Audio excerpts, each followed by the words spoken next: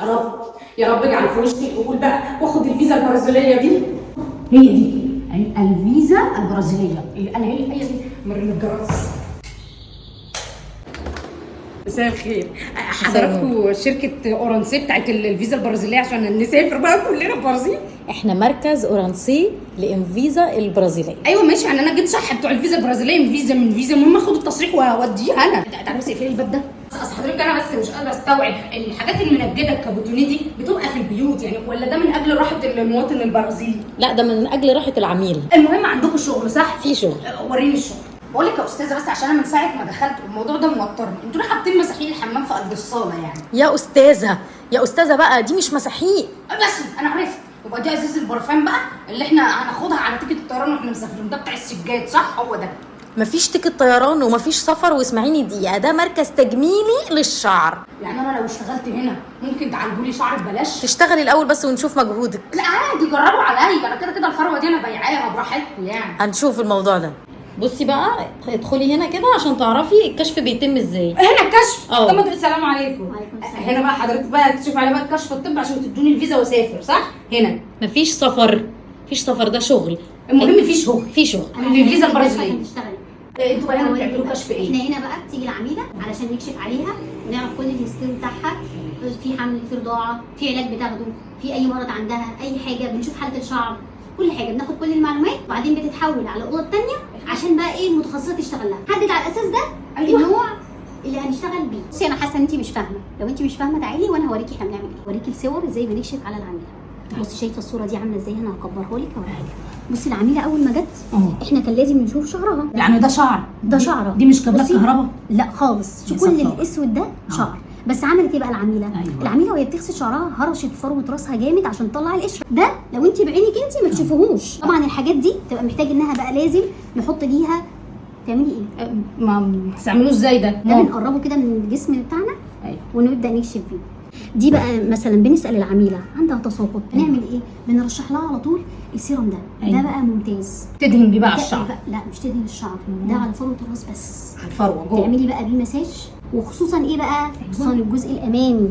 اسمها الزلحه. على ورا كده هنلبس بندانه طول النهار. انا لو الطرق الشعر كده ما تلمش كده وملموم كحته. ده كله غلط. بيقطع لك الشعر. اهالينا بيعملوا كده من ماشي، بس صغيرين. احنا دلوقتي اهو بنفهم. ماشي. طيب لو العميله بقى عندها تساقط هنعمل ايه؟ هنرشح لها ده. حلو. ده بقى بيخلي الشعر عامل زي الزبده كده. احنا الحاجات دي واثقين 100% انها بتجيب النتائج دي. حلو. ليه؟ المكان نفسه اصلا احنا بنقعد نجرب عليه. ايوه، يعني انا لو اشتغلت هنا هتجربوا لي الحاجات دي. شوف شغلك الاول. انا اسمعي كلام. هيلزمني الكرتونتين دول. استني بس تعالي، انا هقول لك على حاجه تاني. قولي. بصي بقى الشامبو ده. ايوه. الشامبو ده عامل بقى زي شامبو وبلسم مع بعض. ايوه. بيوقف التساقط خالص. ايوه. بيبقى فيه محفزات نمو. حلو. ليه؟ جميل. لان الحاجات اللي بتتعامل مع التساقط بيبقى فيها محفزات نمو. هتتنقلي دلوقتي الاوضه الثانيه. أيوة. تخشي تبصي الشغل عامل ازاي. اعمل ايه بقى هناك؟ ماشي. لما تشتغلي بقى واللي جوه يقول لي ان انت شغلك كويس اديكي دول هديه. ماشي. عايزه شعري يبقى زي ده بالظبط. عايزه شعرها ده يبقى زي الصوره دي. هي احنا حضرتك عايزه تغسلي دلوقتي صح؟ صابونه يا اخوانا. صابونه ايه بس؟ صابونه ايه؟ إيه؟ احنا هنا بنستخدم ده. ريفاينج شامبو بتاع ايه؟ البي اتش بتاعته بتنضف لنا الشعر من الترسبات اللي عليه. انا اقول لك على خلطه احلى. انت هتجيبي معلقتين خل تفاح وكيس بريل اللي هو ب 5 جنيه ده بتاع المسحوق المواعين، وتحطوهم على الشعر ينزل بقى اي زيوت اي كريمات اي حاجه انت حاطاها، بيشيل الفروه وهو معدي بس بينضف بقى. بص انا هقول لك على حاجه. قولي. وانت داخله من هنا هتنسي المعلومات دي خالص. حاضر. هنا بقى هنتعلم. أيوة. كل حاجه من اول وجديد. افضي بقى الازازه دي على شعرها لا صح؟ لا ما بنفضيش ازاي على شعرها، بناخد حبه حبه. ماشي. هنغسل ازاي؟ كده لا خالص. لا. احنا بنعمل بايدينا كده حاجه بسيطه خالص. ايوه. وبننضف باقي الشعر ده ونشطف كويس. هتغسلي كم مره؟ 6 مرات عشان ننضف. لا. ضمان من مره ل2 على حسب نوع الشعر. اوعي تدلقي من الازازه كده على طول كتير. لا ما تقلقيش. غلط. مش عارفه انا ايه المرياله اللي ملبسينها هي اللي خدامه انا مش عارفه. مساء الخير. مساء النور ومريم. جايه اعمل اعاده جذور للبروتين. اعاده جذور البروتين يعني اصلا كنت حضرتك عامله قبل كده؟ هنا؟ لا اله الا الله. انت حره. عايزه تحجزي امتى؟ النهارده وعايزه ازود حاجات في المجموعه عشان المجموعه بتاعتي قربت تخلص. اصل هي عايزه تغسل شعرها بعد البروتين فانا قلت اوفر عليها يعني. انت شايفه الحاجات دي؟ ايوه. دي بنحدد منها مجموعه عنايه العميله بتاخدها على حسب حاله شعرها. بس العميله جوه بتعمل منتج اسمه دكتور كافيار. ماشي. احنا هنديها مجموعه ايه؟ دكتور كافيار. شطوره. طيب المجموعه بقى فيها ايه؟ فيها ايه بقى؟ بلسم، شامبو، حمام الكريم والسيروم. اديها المجموعه كامله. شوفوا لنا حاجه من اللي هي شعر وبشره وجسم كله مره واحده. هننسى اللي احنا عارفينه. الهديه. يلا هاتي الشنطه بتاعت المجموعه عشان نحط اللي عاملين المجموعه بتاعتنا. ماشي. الشنطه دي في منها كتير جوه، ممكن اخد منها. اصل انا بتزنق والله ايام اعياد الميلاد مبقاش عندي شنط هدايا. اخدك تجيبي شنط هديه. ماشي. انما دي شنط بتاعت ايه؟ بتاعت المجموعه. اوعى ناخد منها اي حاجه. لا مش هناخد منها حاجه ان شاء بصي الله. بقى مش كده هدور. المجموعه. دي البلسم، دي الشامبو، ماشي. حمام الكريم اهو، حاضر. والسيروم. ماشي. مش عايزه افضل الف وراكي. ماشي خلاص. مش محدش هينفع يلف كده. ماشي. تروحوا تجيبوا لنا صابونه. وهي صحيح زي ما قالت شعرها ما بيقعش، بسرح فيه ان حاجه تقع ما فيش. وبعدين مفروض الفرده دي ازاي؟ حتى مش البروتين لما بيعملوا الشعر بيتقطم. بعدين الرز دي كلها هو محوشين لنا بس الشغل. نشوف بقى نعمل لهم ايه؟ تاخدي الفشه ولا تاخدي اللبني ولا انتوا؟ واقول لك خدي الاورنج ده ولا تعالي اول حاجه شيلي ده. من ايه مش عارفه. قلت لك ايه بره عيني استني اللي عاملاه دكتور ده كافيار. ايه؟ شمي ده كده. ده ريحه ايه؟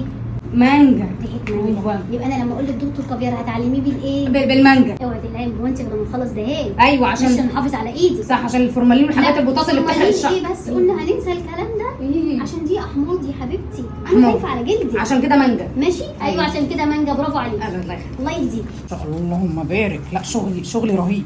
يا ابله مش عارفه الابله اللي هنا دي يا ابله انا جيت اهو. ايوه بصي بارك الله في مرزق. بص شايفه التقفيل جميل. الشعر رهيب. ممتاز. وانا برضو اديت لهم اللي هي في دراج هناك هي ملونه ازرق في احمر في ابيض، ودي انا لقيت الاسود لايق مع الطقم فاديته لها. تمام ولا اتفقنا على كده؟ ايوه مش كل واحده لازم مجموعه. كل واحده لازم مجموعه مناسبه لشعرها.